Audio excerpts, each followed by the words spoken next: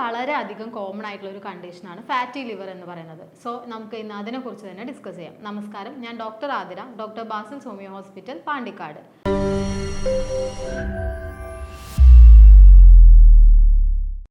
Most of the കേസസിൽ നമ്മൾ വേറെ എന്തെങ്കിലും അസുഖത്തിന് ഡോക്ടറെ കാണിച്ച് ടെസ്റ്റോ കാര്യങ്ങളൊക്കെ ചെയ്യുമ്പോഴായിരിക്കും നമുക്ക് ഫാറ്റി ലിവർ ഉണ്ട് എന്നുള്ള കാര്യം നമ്മൾ തിരിച്ചറിയാം. അപ്പോൾ എല്ലാവരും ആദ്യം തുടക്കമല്ലേ, നമുക്ക് ഡയറ്റോ കാര്യങ്ങളൊക്കെ ശ്രദ്ധിക്കാം, അങ്ങനെ കരുതിയിട്ട് വളരെ സിമ്പിളായിട്ട് അതിനെടുക്കുകയാണ് ചെയ്യുക.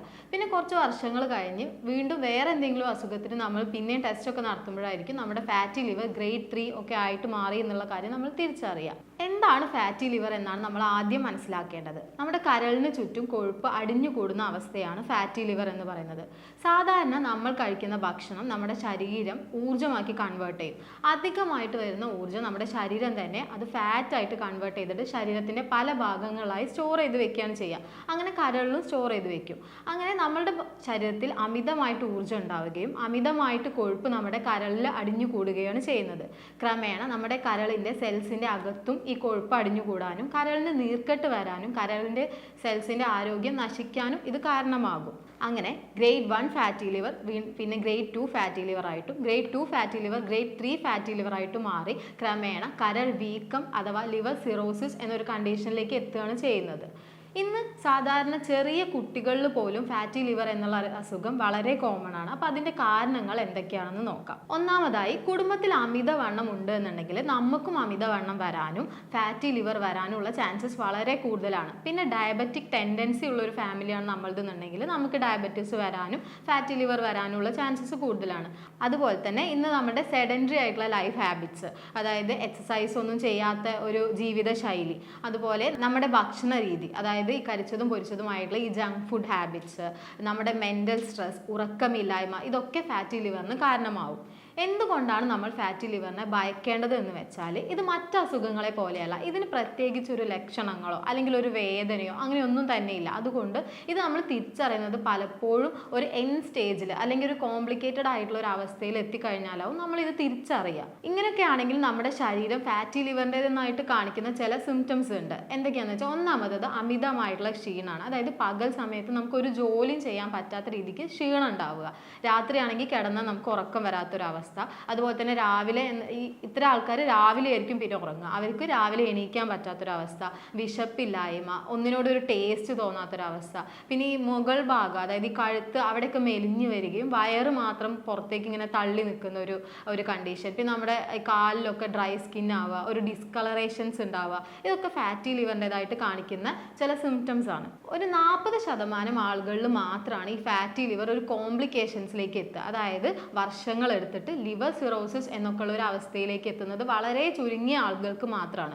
അതുകൊണ്ട് തന്നെ കൃത്യമായിട്ട് നമ്മൾ ജീവിതശൈലി നിയന്ത്രിക്കുകയാണെന്നുണ്ടെങ്കിൽ നമുക്ക് ഫാറ്റി ലിവറിനെ തീർച്ചയായിട്ടും കൺട്രോൾ ചെയ്യാൻ പറ്റും. നമ്മുടെ ലിവറിൻ്റെ ആരോഗ്യം പൂർണ്ണമായിട്ട് തന്നെ നമുക്ക് വീണ്ടെടുക്കാനും പറ്റുന്നതാണ്. അപ്പോൾ എന്തൊക്കെയാണ് നമ്മൾ ഇതിന് ശ്രദ്ധിക്കേണ്ട കാര്യങ്ങൾ എന്നാണ് നോക്കേണ്ടത്. ഒന്നാമത്തേതായിട്ട്, അമിതവണ്ണമുള്ള ആൾക്കാരാണെന്നുണ്ടെങ്കിൽ അവരുടെ ബോഡി വെയ്റ്റിൻ്റെ ഒരു 10% കുറയ്ക്കുമ്പോൾ തന്നെ ആ ഫാറ്റി ലിവറിലും അതിനനുസരിച്ച് നല്ലൊരു ചേഞ്ച് നമുക്ക് കാണാൻ പറ്റും. പിന്നെ ഡയബറ്റീസ് ഉള്ള ആളുകളാണെങ്കിൽ അവരുടെ ഡയബറ്റീസ് കൺട്രോൾ ചെയ്യുക. പിന്നെ മെയിൻ ആയിട്ടും വരുന്നത് ഫുഡ് ഹാബിറ്റ്സ് ആണ്. അതായത് ഈ പുറത്ത് നിന്നുള്ള കരിച്ചതും പൊരിച്ചതുമായിട്ടുള്ള ഭക്ഷണം, ഈ ട്രാൻസ് ഫാറ്റ് അടങ്ങിയിട്ടുള്ള ബേക്കറി ഐറ്റംസ്, അതായത് പേസ്ട്രീസ്, കേക്ക്സ് പോലത്തെ കാര്യങ്ങൾ, പിന്നെ ഈ ഫ്രൂട്ട്സിൻ്റെ ജ്യൂസസ്, ഫ്രൂട്ട്സ് നമുക്ക് അതുപോലെ കഴിക്കാം, പക്ഷേ ഫ്രൂട്ട്സിൻ്റെ ജ്യൂസസ്, അമിതമായിട്ട് ഷുഗർ അടങ്ങിയിട്ടുള്ള ഭക്ഷണം, പാക്ഡ് ഫുഡ്സ്, പ്രോസസ്ഡ് ഫുഡ്സ്, ഇതൊക്കെയാണ് നമ്മൾ മെയിനായിട്ട് ഒഴിവാക്കേണ്ടത്. അതുപോലെ റെഡ് മീറ്റ് അടങ്ങിയിട്ടുള്ള ഭക്ഷണങ്ങൾ നമ്മൾ ഒഴിവാക്കണം. അത് ലിവറിന് ഒരു ഇൻഫ്ലമേഷൻ ടെൻഡൻസി ഉണ്ടാക്കുന്ന സാധനങ്ങളാണ്. അപ്പോൾ അത് നമ്മൾ തീർച്ചയായിട്ടും ഒഴിവാക്കണം. പിന്നെ നമ്മൾ ശ്രദ്ധിക്കേണ്ട കാര്യമാണ് ഈ രാത്രി ലേറ്റ് ആയിട്ട് ഫുഡ് കഴിക്കുക എന്നുള്ളത്. അത് നമ്മൾ കൃത്യമായിട്ട് ഒഴിവാക്കിയിട്ട് ഒരു 7 മണിയുടെ അകത്ത് തന്നെ നമ്മൾ ഭക്ഷണം കഴിക്കാൻ വേണ്ടിയിട്ട് ശ്രമിക്കണം. അതുപോലെ ഡെയിലി മിനിമം ഒരു 1 hour എങ്കിലും നമ്മൾ എക്സസൈസ് ചെയ്യുക എന്നുള്ളത് വളരെ നിർബന്ധമാണ്. ഇത്രയും കാര്യങ്ങൾ ശ്രദ്ധിച്ചാൽ തന്നെ നമുക്ക് ഫാറ്റി ലിവർ എന്ന അസുഖത്തിൽ നിന്നിട്ട് നമുക്കൊരു മോചനം ലഭിക്കുന്നതാണ്. സാധാരണ നമ്മൾ ബ്ലഡ് ടെസ്റ്റ് ചെയ്യുമ്പോൾ നമ്മൾ ലിവർ ഫംഗ്ഷൻ ടെസ്റ്റ് ചെയ്തിട്ട് നമ്മുടെ SGBT, SGOT ഒക്കെ നോർമൽ ആണെന്ന് കരുതുമ്പോൾ നമ്മൾ വിചാരിക്കും നമ്മുടെ ലിവറിൻ്റെ ഹെൽത്ത് ഓക്കെയാണ്. അപ്പോൾ നമുക്ക് എത്ര വേണമെങ്കിലും ഭക്ഷണം കഴിക്കാം, നല്ല മധുരം കഴിക്കാം, പിന്നെ ആൽക്കഹോൾസ് യൂസ് ചെയ്യാം, ഇങ്ങനെയൊക്കെ നമ്മൾ വിചാരിക്കും. പക്ഷേ മോസ്റ്റ് ഓഫ് ദ കേസസിലും നമ്മൾ ഈ ഗ്രേഡ് 1 ഫാറ്റി ലിവർ വരെ പിന്നെ ലിവർ സിറോസിസ് ആവുന്ന കണ്ടീഷൻസ് ഒരുപാട് ക്ലിനിക്കൽ പ്രാക്ടീസസിൽ വരാറുണ്ട്.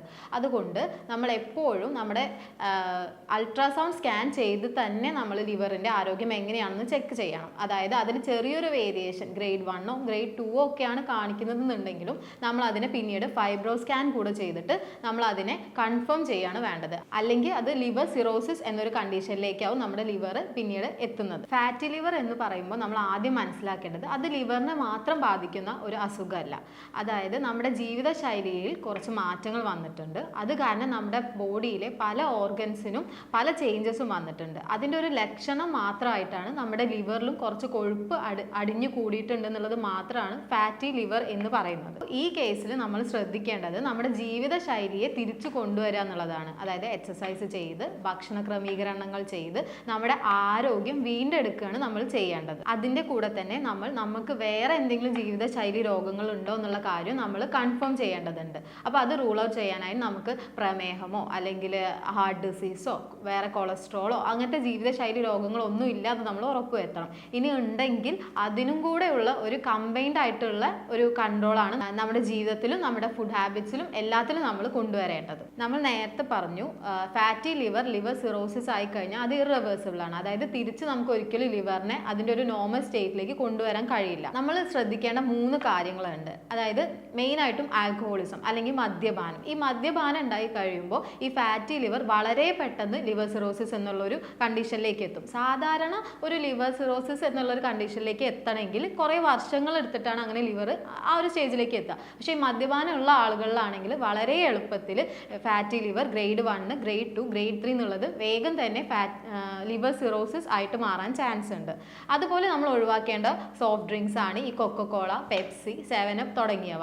ഇതിനും ഇതേ എഫക്റ്റ് തന്നെയാണ്. അതായത് ഫാറ്റി ലിവറിനെ വളരെ വേഗത്തിൽ ലിവർ സിറോസിസ് ആക്കി മാറ്റും. അടുത്തതായിട്ട് നമ്മൾ ഒഴിവാക്കേണ്ട സാധനങ്ങളാണ് ഈ സ്പോർട്സ് ഡ്രിങ്ക്സ്. ഇന്ന് കുറേ ചെറുപ്പക്കാരൊക്കെ വളരെ കോമൺ ആയിട്ട് യൂസ് ചെയ്യുന്ന സാധനങ്ങളാണ് ഈ സ്പോർട്സ് ഡ്രിങ്ക് എന്ന് പറയുന്നത്. അപ്പോൾ അതിന് വളരെ ഒരു നെഗറ്റീവായിട്ടുള്ള എഫക്റ്റ് ആണ് നമ്മുടെ ലിവറിൽ അത് ഉണ്ടാക്കുന്നത്. അപ്പോൾ അത് തിരിച്ചറിഞ്ഞുകൊണ്ട് തന്നെ അതിൻ്റെ ഉപയോഗം നമ്മൾ പൂർണ്ണമായിട്ടും ഒഴിവാക്കേണ്ടതുണ്ട്. ഇനി നമുക്ക് ഫാറ്റി ലിവറിൻ്റെ ഗ്രേഡ്സിൻ്റെ പ്രത്യേകതകൾ എന്തൊക്കെയാണെന്ന് നോക്കാം. ഗ്രേഡ് 1 എന്ന് പറയുമ്പോൾ നമ്മുടെ ലിവറിൻ്റെ 66% താഴെ മാത്രമായിരിക്കും ഫാറ്റി ഇൻഫിൽട്രേഷൻ നടന്നിട്ടുണ്ടാവുക. പിന്നെ ഈ ഫാറ്റ് ഈ ബലൂണിംഗ് എന്ന് പറയുന്ന ഒരു പ്രതിഭാസമുണ്ട്. അത് വളരെ ചെറിയ രീതിയിൽ മാത്രമേ ലിവറിൽ കാണാൻ പറ്റുള്ളൂ. ഇനി ഗ്രേഡ് 2 എന്ന് പറയുമ്പോൾ ഈ 66%നേക്കാൾ അധികം ഫാറ്റ് ഇൻഫിൽട്രേറ്റഡ് ആയിരിക്കും നമ്മുടെ ലിവറിൽ എന്നുള്ളതാണ്.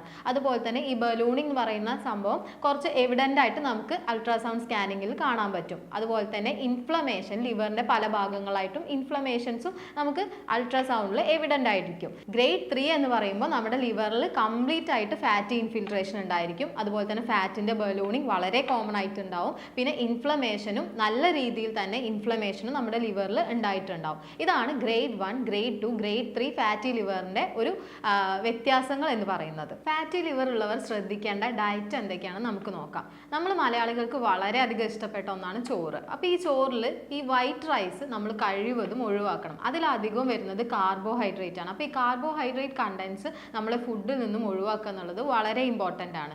അതുപോലെ നമ്മൾ ഒഴിവാക്കേണ്ട കാര്യങ്ങളാണ് ഷുഗർ എന്ന് പറയുന്നത്.